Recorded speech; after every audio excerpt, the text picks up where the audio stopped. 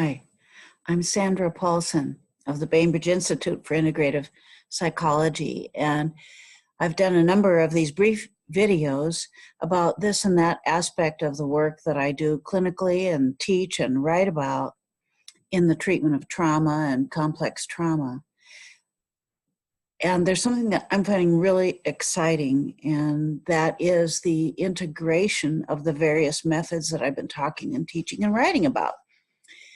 That is to say, there's something that I'm calling N.E.S.T, the N.E.S.T approach. And it's an acronym, and the letters stand for Neuroaffective Embodied Self-Therapy. And the neuroaffective refers to the fact that foundational to all of these works is an awareness of the relationship to brain and brain development in childhood, and the effect of trauma on that brain development in childhood, and also how that brain development affects how we approach the therapy. For example, we rely on the work of people like Paulsen. Bruce Perry talks about how the brain develops bottom up, and so does Paulsen talk about that the subcortical areas of the brain, the affective circuits, are what we're born with. They're hardwired.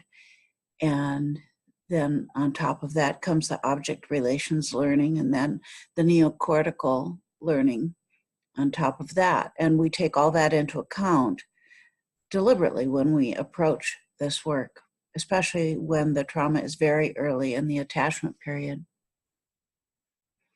The E in N.E.S.T is embodied, and that refers to the somatic therapies, because one cannot approach trauma using EMDR. And I'm a dyed-in-the-wool EMDR therapist. I have the highest regard for EMDR for the treatment of PTSD and complex PTSD or dissociation, but it's more complicated. The more complex the story is for a client, the more complex the treatment must be. And many people cannot be in the body initially when they come to therapy. And so somatic therapy teaches them grounding and being present to the body in a moment-to-moment way, being resourced, which expands the window of tolerance.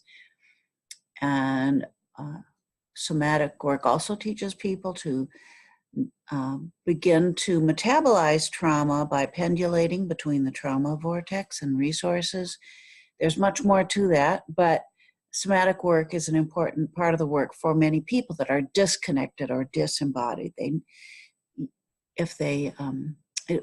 Trying to do trauma work without being embodied is a little bit like trying to drive a car at night with no dashboard lights. You could run in, and no headlights. You could run into something. And people that are disconnected can't tell what's happening. And I'm summarizing really fast. There's a lot to it here, which I've gone over in books and articles and my online workshops or live workshops. The S in N.E.S.T refers to self, and by that I mean the self system, or the system of self states that we work with ego state therapy. And that's important because for survival, when people face trauma early in life, they often have to build defenses around protecting the hurt child, the vulnerable self.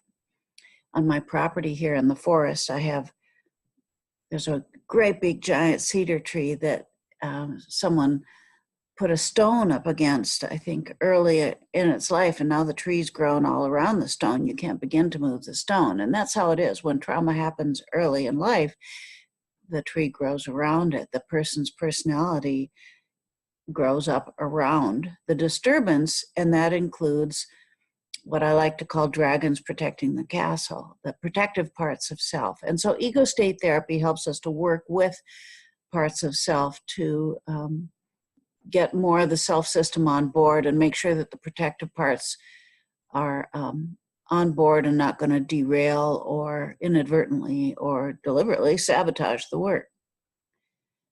And finally, T in N.E.S.T is for therapy. And by that, I mean to communicate that the approach itself is systematic. That is, there's specific decisions that we make and questions that we ask to determine the sequence in which we proceed, and does the person need somatic work? Does the person need ego state therapy?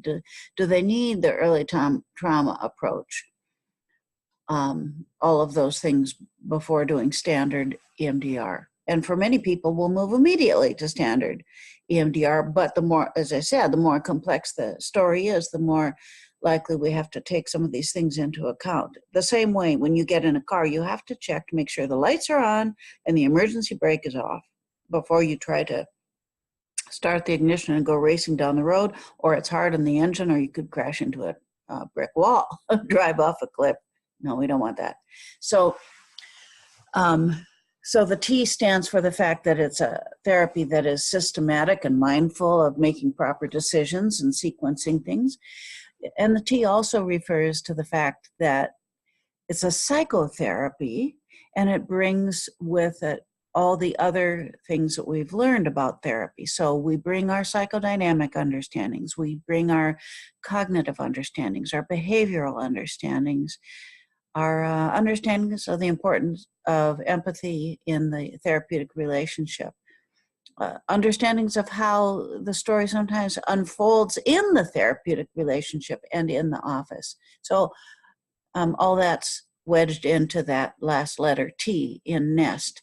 So that's my nickel version of what I'm excited to bring out, which is the N.E.S.T approach to therapy, and I'll be talking more about it in the time ahead. Thanks so much. If you like it, please, if you like what I'm saying and like the videos, please hit that like button right there and subscribe if you'd be so kind. Thanks so much. Bye.